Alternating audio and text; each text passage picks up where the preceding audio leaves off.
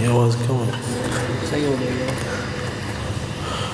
الحمد للہ نحمده ونستعینه ونستغفره ونؤمن به ونتوکل علیہ ونعوذ باللہ من شرور انفسنا ومن سیئات اعمالنا من يهده الله فلا مضل له ومن يضلل فلا هادي له ونشهد أن لا إله إلا الله وحده لا شريك له ونشهد أن سيدنا وسندنا ونبينا وشفينا ومولانا محمدا عبده ورسوله أما بعد فأعوذ بالله من الشيطان الرجيم بسم الله الرحمن الرحيم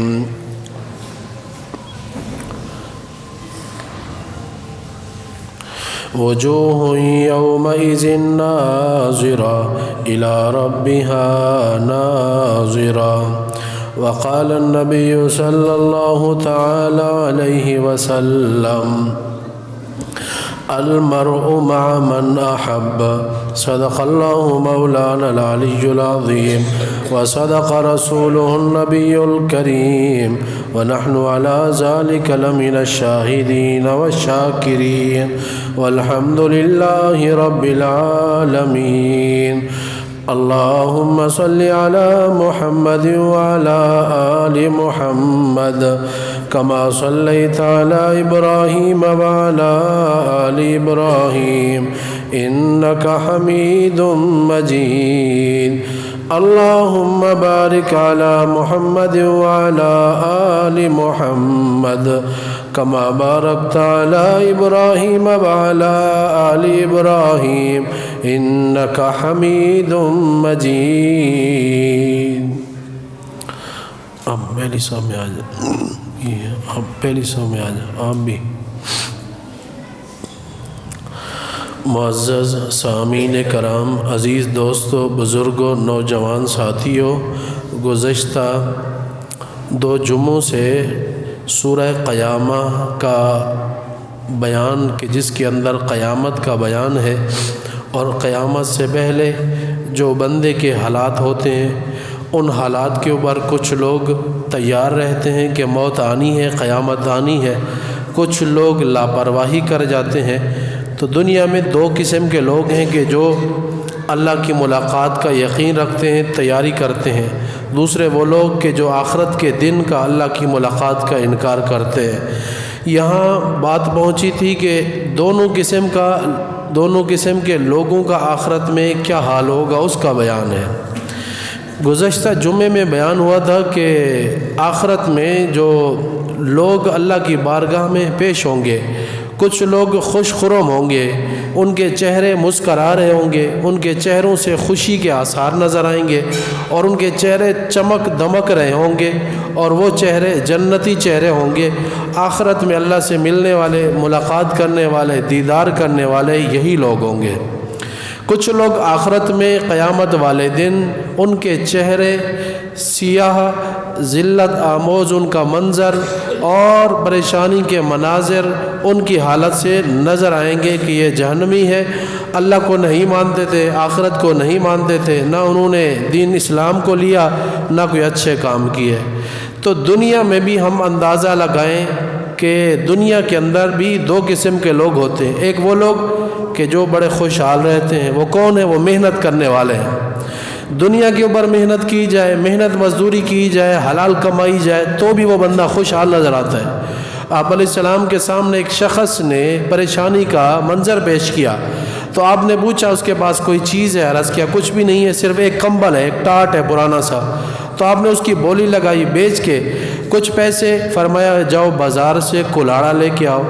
لکڑی کاٹنے کے لیے کولہاڑا لایا گیا. آپ نے اس کے اندر دستہ ڈالا اور اس کے بعد فرمایا کہ میں تمہیں اب یہاں نہیں دیکھوں، جاؤ جنگل میں لکڑیاں کاٹو اور محنت مزدوری کرو، حلال روزی کماؤ.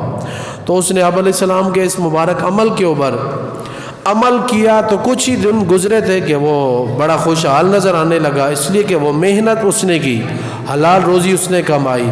تو آپ نے فرمایا یہ کرنا بہتر ہے، یعنی دنیا میں محنت مزدوری حلال روزی کمانا یہ تمہارے لیے آخرت کی رسوائی سے یہ بہتر ہے کہ تم دنیا میں یہ محنت نہ کرو، آخرت میں پھر تمہیں رسوائی اٹھانی پڑے، ذلت اٹھانی پڑے۔ تو دنیا میں بھی اگر کوئی بندہ ہے تو محنت نہیں کرے گا تو پریشان ہوگا، اس لیے کہ اللہ وحدہ لا شریک نے ہمیں دنیا میں جو بھیجا ہے، خواہ وہ دین کا مسئلہ ہو، اللہ کو راضی کرنا ہو یا دنیا کو راضی کرنا ہو، کوئی بھی مسئلہ ہو اس میں محنت ضروری ہے۔ محنت کیے بغیر کوئی بھی ثمرہ پھل سامنے نہیں آتا۔ حضرت عمر بن خطاب رضی اللہ تعالیٰ عنہ کے متعلق آتا ہے، وہ کہا کرتے تھے کہ یا تو دین سیکھو، محنت مزدوری کرو، دین سیکھو، کوئی نہ کوئی تمہارے اندر فن آنا چاہیے، یا تو دین سیکھو تاکہ تمہیں اللہ تعالیٰ مقام مرتبہ دے دے، یا کوئی دنیا کا کوئی کام سیکھو کہ تاکہ تم اچھی حلال روزی فن کے ذریعے، اپنی محنت کے ذریعے، اپنے کسی ہنر کے ذریعے حلال روزی کما کر اس طرح تم عبادت کر کے اللہ اور اللہ کے رسول کے ہاں تم سرخرو ہو سکو اور تم کامیاب کامران ہو سکو۔ ایسے ہی ویلا گھومنے کی، ایسے ہی خام خواہ فالتو گھومنے کے اندر دنیا میں بھی ذلت اور رسوائی ہے، آخرت میں بھی۔ تو دنیا میں چھوٹے سے چھوٹا کام کیوں نہ اس کے لیے محنت کرنی پڑتی ہے۔ جب دنیا کمانے کے لیے محنت ہے تو آخرت میں تو بہت بڑی دولت ہے، جنت بہت بڑی دولت ہے، اور جنت کے اندر جو انعامات ہیں وہ بہت زیادہ قیمتی انعامات ہیں۔ تو ان انعامات کو پانے کے لیے ایمان، اعمال صالحہ دنیا میں اختیار کرنا پڑتا ہے۔ فرمایا وجوہ یومئذ ناظرہ، قیامت والے دن بہت سے چہرے تر و تازہ ہوں گے، الی ربها ناظرہ، وہ قیامت والے دن اپنے رب کا دیدار کرنے والے ہوں گے۔ حدیث میں آتا اللہ پاک جنتیوں سے پوچھے گا بتاؤ تمہیں کوئی اور چیز چاہیے کہ نہیں، کوئی اور طلب ہو، کوئی اور انعام رہتا ہو تو تم بتاؤ میں تمہیں وہ انعام دے دوں۔ جنتی آگے سے اقرار کریں گے الہی تو نے ہمیں اپنے انعامات بھی دے دیے، ہمارے چہروں کو روشن کر دیا، ہمیں رب کی جنت اور رب کے انعامات مل گئے، اب ہم کیا مانگے؟ یہاں تک کہ وہاں بھی علماء دین بتائیں گے، پڑھے لکھے لوگ بتائیں گے، صلحاء بتائیں گے، رب جب بار بار سوال کر رہے ہیں تو تم اپنے رب سے ایک بڑی چیز مانگو جو ابھی تک تمہیں نہیں ملی۔ وہ بڑی چیز رب کا دیدار ہے۔ حدیث میں آتا ہے جب بندہ جنت کے اندر اللہ کا دیدار کرے گا ساری نعمتوں کو بھول جائے گا، سالہ سال تک رب العالمین کا دیدار کرتے کرتے اس کا دل چاہے گا اور کوئی چیز بھی نہ ہو، رب العالمین کا دیدار نصیب ہوتا رہے۔ تو آخرت میں جنتی لوگ رب کا دیدار کر کے ساری تھکاوٹ ان کی ختم ہو جائے گی۔ الی ربها ناظرہ، اس دن تو اپنے رب کا دیدار کرنے والے لوگ اہل ایمان نمازی بدن کے ذریعے بھی محنت کی کہ بدن بھی اللہ کو دے دیا، جو صلاحیت دی اللہ کے نام کے اوپر قربان کی، مال بھی اللہ کے نام پر قربان کیا، رب نے جو دیا تھا رب کے لیے اس نے وقف کر کے رکھ دیا، آخرت میں رب العالمین کا دیدار اسے اس مومن مسلمان کو نصیب ہوگا۔ وَوُجُوهٌ يَوْمَئِذٍ بَاسِرَةٌ، دوسرے وہ لوگ کہ جن کے چہرے سیاہ ہوں گے، جن کے چہرے کے اوپر ذلت ہوگی، جن کے چہروں کے اوپر خاک ہوگی، جن کے چہرے کے اوپر رسوائی ہوگی۔ وَوُجُوهٌ يَوْمَئِذٍ بَاسِرَةٌ تَظُنُّ أَن يُفْعَلَ بِهَا فَاقِرَةٌ، وہ خیال کرے گا کہ اب میرے لیے بربادی آئی، دنیا میں میں نے ایمان قبول نہ کیا، دنیا میں میں نے اعمال صالحہ قبول نہ کیے، دنیا میں میں نے نماز نہیں پڑھی، زکوٰۃ ادا نہیں کی، روزہ نہیں رکھا، اللہ کو نہ مانا، رسول کو بھی نہیں مانا۔ تظن ان یفعل بها فاقرہ، قرآن کہتے ہیں اسے پتہ چل جائے گا کہ اب اس کے لیے ہلاکت بربادی آ گئی۔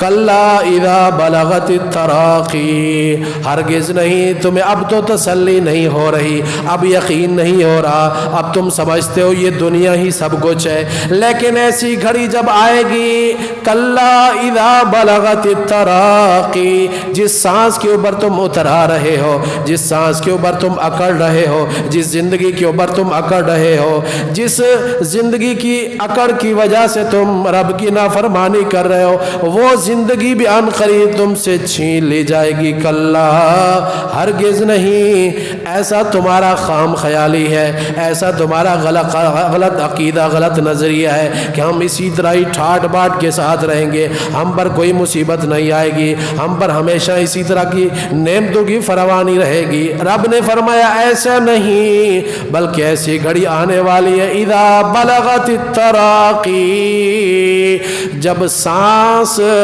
उखड़ते उखड़ते गले तक आ पहुंचेगी, आखिरी घड़ी के मौके के ऊपर। वकील मन राक, उस मौके के ऊपर मुर्दा भी कहेगा, मरने वाला भी कहेगा, उसके रिश्तेदार भी कहेंगे है कोई हमारे ला इलाज मरीज को ठीक करने वाला। डॉक्टर भी कह देगा मैंने हर तरह की दवाइयाँ दे दी हैं, डॉक्टर भी कह देगा हर तरह के इंजेक्शन लगा दिए हैं, डॉक्टर भी कह देगा हर तरह की सहूलियात दे दी है, अब तो इसका मेरे पास कोई इलाज नहीं। वकील मन राक, वो कहने लगा कि है कोई, अब तो सब ने जवाब दिया है, सब ने ला इलाज कर दिया है, अब कोई है कोई दम करा के आ जाए, कोई पढ़ के मेरी जान बख्शी करा दे, मेरी रूह वापस लौटा दे। उस मौके के ऊपर रिश्तेदार भी मायूस नजर आते हैं। व अंतुम हीनइज़िन तंजुरून, रब्बुल आलमीन फरमाते हैं उस मौके के ऊपर जब हम तुम्हारे अपने की जान निकाल रहे होते हैं, तुम अपनी आंखों से देख रहे होते हो, है कोई इसकी जान बख्शने वाला, है कोई रब से छुड़ाने वाला, है कोई फरिश्तों से मुकाबला करने वाला, है कोई इसको अपनी ज़िंदगी दे दे, है कोई ऐसा बंदा इसे मौत से बचा ले, कोई भी नहीं।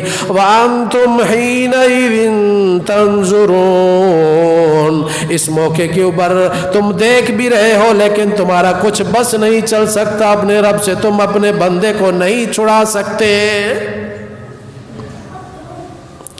वज़न्न अन्नहुल फिराक, कुरान कहता है वो मरने वाला अब वो यकीन कर लेता है अब मेरी जुदाई का वक़्त है, अब रिश्तेदार छोड़ देंगे, अब अज़्ज़ा अक़रबा छोड़ देंगे, अब हमारी आखिरत की मंजिल की तरफ सफ़र रवा दवा है। वज़न्न अन्नहुल फिराक, बीवी बच्चों को अब मैं छोड़ने वाला हूँ, रिश्तेदारों को छोड़ने वाला हूँ। इस मौके के ऊपर उस मरने वाले को यकीन हो जाता है अब तो रब्बुल आलमीन की मुलाकात है। हदीस में आता है जब बंदा मोमिन इस दुनिया से जाता है, आखिरत को आखिरी मौकों के ऊपर देख लेता है तो फिर दुनिया नहीं आना चाहता, उसकी चाहत होती है जल्द मैं कब्र में जाऊं, जल्द मैं रब का दीदार पाऊं, जल्द मैं अपनी जन्नत को देख लूं, जल्द मैं आखिरत के इनामात को पा लूं। इसलिए कि रब्बुल आलमीन ने मरने से पहले मुझे फरिश्तों के ज़रिए ये खूबसूरत नज़ारे करा दिए हैं। अब मुझे दुनिया अच्छी नहीं लगती बल्कि आखिरत और आखिरत के इनामात मुझे ज़्यादा अजीज़ हैं। ये वो मोमिन मुसलमान जो अल्लाह को मानता है, अल्लाह के रसूल को मानता है, नमाज पढ़ता है, उसकी कोशिश ये होती है कि जल्दी आगे जाओ। और इसके बरक्स काफिर है या मुनाफिक है, मुजरिम है या बागी है, उसकी कोशिश होती है किसी तरह मैं रिवर्स हो जाऊं, पीछे हो जाऊं, कि अब मेरी जान छूट जाए, मुझे आगे न ले जाए, पीछे घर में ही रख दे। ये तो अल्लाह ताला ने हिकमत मसलियत रखी है कि मुर्दे में बदबू आ जाती है, वगरना कोई भी अपने को खबर में ना उतारता। वज़न्न अन्नहुल फिराक वल्तफ़तिस साक़ु बिस्साक़, जब पिंडली आपस में पिंडली लिपट जाती है, लग जाती है कि हरकत पाँव की भी नहीं कर सकता।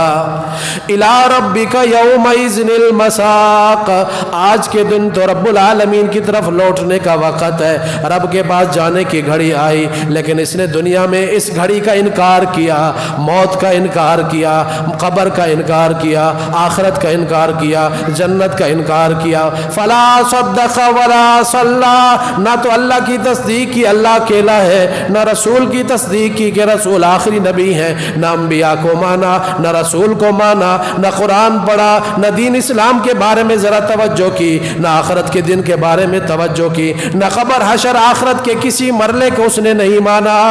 فلا صدق ولا صلی، نہ اللہ کو مانا اور نہ نماز پڑھی۔ سب سے پہلے جس چیز کا اللہ نے بیان کیا وہ نماز ہے۔ اللہ کو بھی نہیں مانا، اس کے ساتھ ساتھ پھر فرمایا، اس کے فوراً فرمایا ولا صلی، نماز بھی نہیں پڑھی۔ نماز نہیں پڑھی اس لیے اس کے اوپر، اس گھڑی کے اوپر، اس موقع کے اوپر سختی آ رہی ہے۔ تو نماز پڑھنے کی برکت سے نرمیاں ہی نرمیاں، آسانیاں ہی آسانیاں، دنیا میں بھی، موت کے وقت میں بھی، قبر میں بھی، حشر میں بھی۔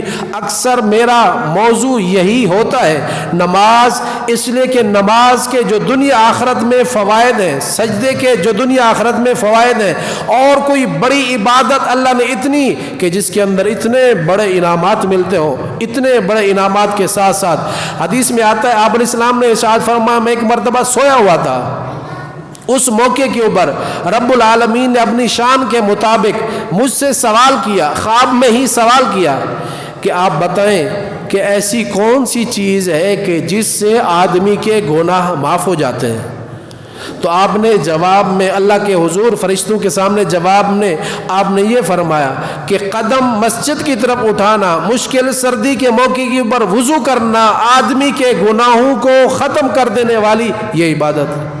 درجات کس سے بلند ہوتے ہیں؟ فرمایا نماز سے درجات بلند ہوتے ہیں، اور روزہ رکھنے سے درجات بلند ہوتے ہیں۔ رات کی تاریکی میں جب دنیا سوئی پڑی ہو، اس موقع کے اوپر وہ اللہ کی بندگی عبادت کرے تو اللہ اس مومن مسلمان کے درجات کو بہت زیادہ بڑھا دیتا ہے۔ تو فلا صدقہ، تصدیق نہیں کی، مانا نہیں اللہ کو، اللہ کے رسول کو، ولا صلی، اور نماز بھی نہیں پڑھی ہے۔ ولیکن کذب وتولی، لیکن اس نے جھٹلایا، اللہ کو بھی جھٹلایا، اللہ کے رسول کو بھی جھٹلایا، دین کو بھی جھٹلایا، اور منہ موڑا۔ جب بھی کوئی اچھی بات کی جاتی ہے پیٹ پھیر کے چلا جاتا ہے، لاپرواہی اختیار کرتے ہوئے کہ مجھے ان چیزوں کی ضرورت نہیں ہے، میں تو دنیا دار ہوں، مجھے تو دنیا کی ضرورت ہے۔ یہ عجیب و غریب باتیں ہمیں سمجھ میں نہیں آتی، آخرت کی، کب مریں گے، کب اٹھیں گے، کب جنت میں جائیں گے، یہ باتیں ہماری سمجھ سے بالاتر ہیں۔ ولیکن کذب وتولی، لیکن اس بندے نے جھٹلایا بھی اور منہ بھی موڑ لیا کہ اللہ کی بات کو ہم نہیں سن سکتے۔ ثم ذہب، یہاں تو منہ موڑتا ہے، ثم ذہب الی اہلہ یتمتع، اپنے گھر والوں میں اکڑتے ہوئے خوشی کے ساتھ، موج مستی کے ساتھ، دوستوں یاروں میں بڑا خوش نظر آتا ہے، لیکن اللہ کی بات آئے، اللہ کے رسول کی بات آئے تو منہ کے اوپر بل چڑھ جاتے ہیں، آخرت کی بات آئے تو چہرے کے اوپر بل چڑھ جاتے ہیں، چہرے کے اوپر ناراضگی کے آثار نظر آتے ہیں کہ یہ ہمیں باتیں اچھی نہیں لگتی، ہمیں تو خوشی والی باتیں اچھی لگتی ہیں، موج مستی والی باتیں اچھی لگتی ہیں۔ ثم ذہب الی اہلہ یتمتع، اپنے گھر کی طرف، اپنے خاندان کی طرف، اپنے دوست یاروں کی طرف جب جاتا تھا تو اکڑتے ہوئے، خوشی کے ساتھ اکڑتے ہوئے اپنے یاروں کے پاس جاتا تھا، لیکن ہماری بات اس کے پلے نہیں پڑتی تھی۔ دنیا میں کتنے ایسے لوگ ہیں کہ جب ان کو عیاشی کی بات کی جائے، زنا کی، شراب کی، بدکاری کی، بے حیائی کی، فحش گفتگو کی بات کی جائے تو لاکھوں منٹ ان کے سامنے کی جائے وہ بڑی موج مستی سے سنتے رہتے ہیں۔ جب ان کے سامنے اللہ کی بات کی جائے، اس لیے کہ اللہ کی محبت ہی نہیں ہے، اللہ کے رسول کی محبت نہیں ہے، بات تو اس وقت اچھی لگتی ہے کہ جب اللہ سے محبت ہو، عقیدت ہو، احترام ہو اور محبت کے جذبات ہوں، تو پھر وہ باتیں سونے سے بھی زیادہ قیمتی لگتی ہیں۔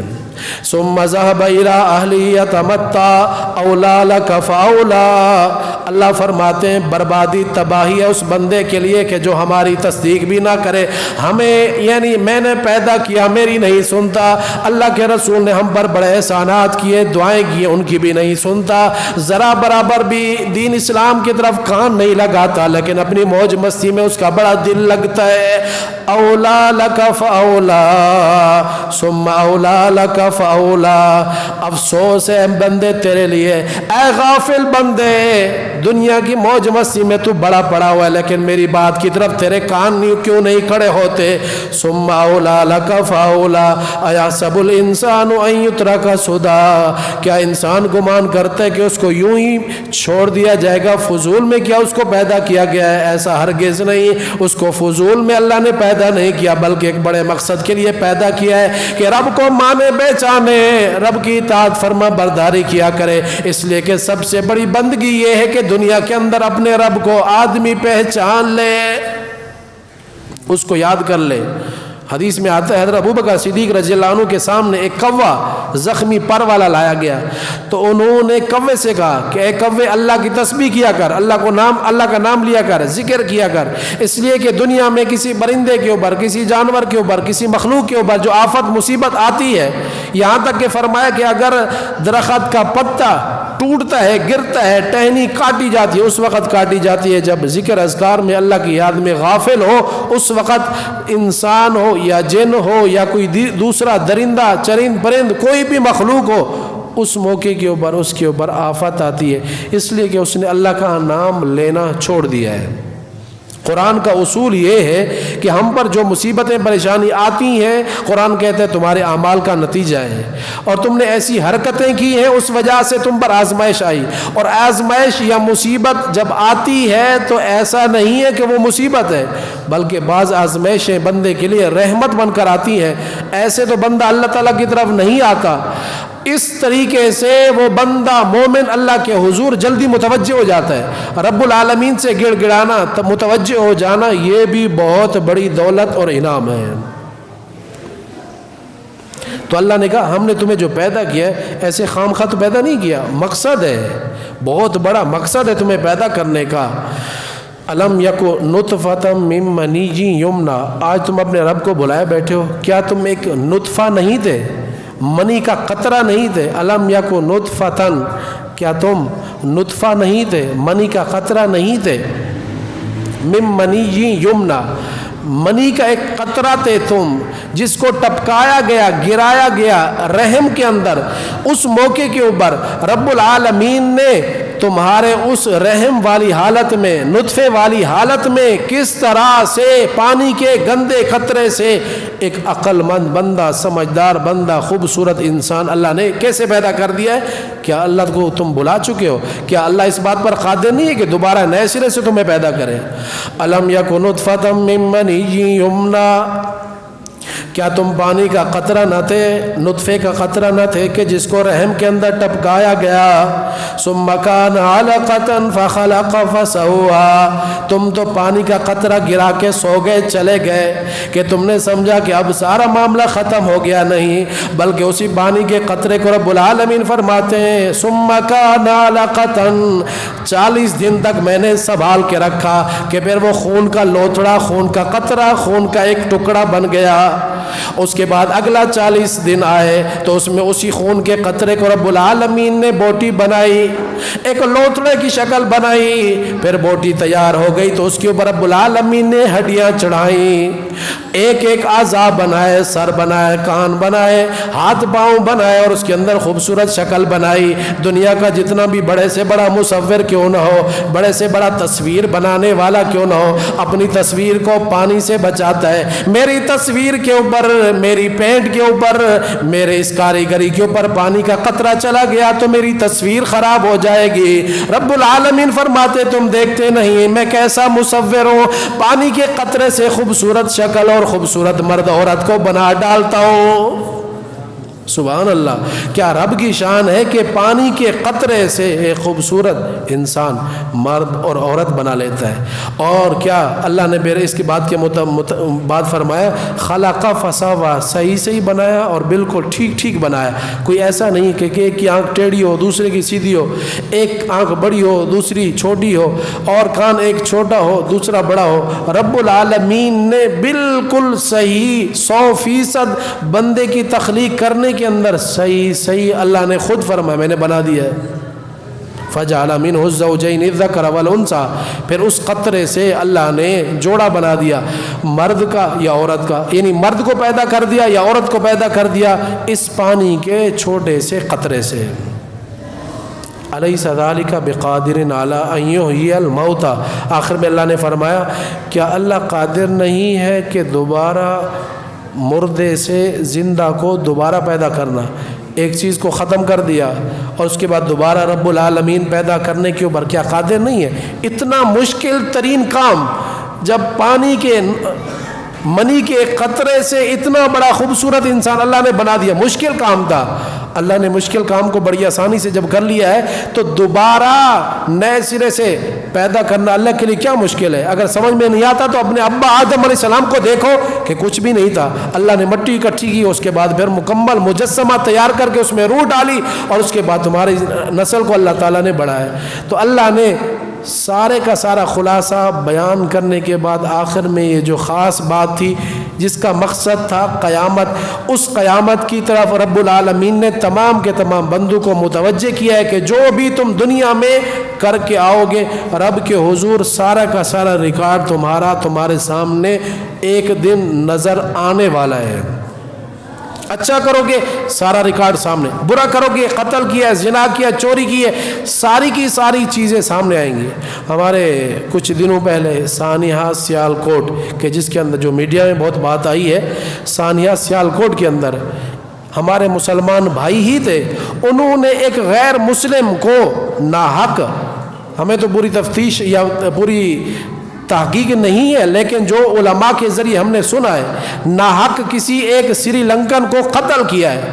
آپ علیہ السلام کا ارشاد ہے کہ جس بندے نے کسی ذمی کو، کافر ہے وہ مسلمانوں کے ماتحت رہتا ہے، مسلمانوں سے اس نے پناہ لی ہوئی ہے، آپ نے فرمایا جس نے کسی ایسے بندے کو جس کو اللہ نے، اللہ کے رسول نے امان دے رکھی ہے، یعنی دین اسلام کا طریقہ ہے کہ جس بندے کو، کافر کو مسلمان پناہ دے دے تو وہ اسلام کی پناہ میں آ جاتا ہے، اس کو ذمی کہا جاتا ہے۔ آپ نے فرمایا جس مسلمان نے کسی کافر کو قتل کر دیا، ذمی کو قتل کر دیا، جنت کی خوشبو بھی وہ مسلمان نہیں سونگھ سکے گا۔ بعض دفعہ آدمی کہتا ہے میں بڑا دین کا کام کر رہا ہوں، اللہ کے رسول کی محبت میں کام کر رہا ہوں، یہ اللہ کے رسول کی محبت میں کام نہیں ہے۔ جب ذاتی جذبات بیچ میں شامل ہو تو وہ دین کا کام نہیں رہتا۔ دین کا کام تو وہ ہے کہ جس کے اندر اللہ کے رسول کے مسئلے کی مہر ہو، علماء دین بتا دیں کہ یہ کام ٹھیک ہے تو وہ کام ٹھیک ہوتا ہے۔ جب علماء دین بتا دیں کام غلط ہے کسی انسان کو، یہاں تک کہ چڑیا آخرت میں اللہ کی بارگاہ میں درخواست کرے گی، الہی تیرے اس بندے نے میری گردن اڑائی اور اس میں میرا کوئی قصور بھی نہ تھا، اس کا کوئی ذاتی مقصد بھی نہ تھا، خام خواہ اس نے مجھے قتل کیا، اب مجھے انصاف دلاؤ، مجھ چڑیا کو اس نے ہلاک کیا، اس کا مجھ سے میرا بدلہ دلاؤ۔ حدیث میں آتا ہے چڑیا کے بدلے میں آدمی مارا جائے گا۔ حضور نے فرمایا ناحق ایک چونٹی کو بھی جس نے قتل کیا اس نے اللہ کے رسول کی نافرمانی کی۔ آپ نے فرمایا ناحق چونٹی کو بھی قتل کرنا بڑا جرم ہے۔ چھوٹی سی چونٹی ہے، پھر ہم جو گالیاں اور انسان اور پھر مسلمان کو اتنا کچھ کہہ دیتے ہیں، اس کا ایک نہ ایک دن پھر افسوس اس بندے کو ضرور ہوگا۔ اس لیے اللہ کی عبادت کے ساتھ ساتھ مخلوق کے ساتھ ہمدردی، خیر خواہی، یہ دین اسلام کا درس ہے۔ اللہ ہم سب کو عدل و انصاف، پیار محبت نصیب فرمائے۔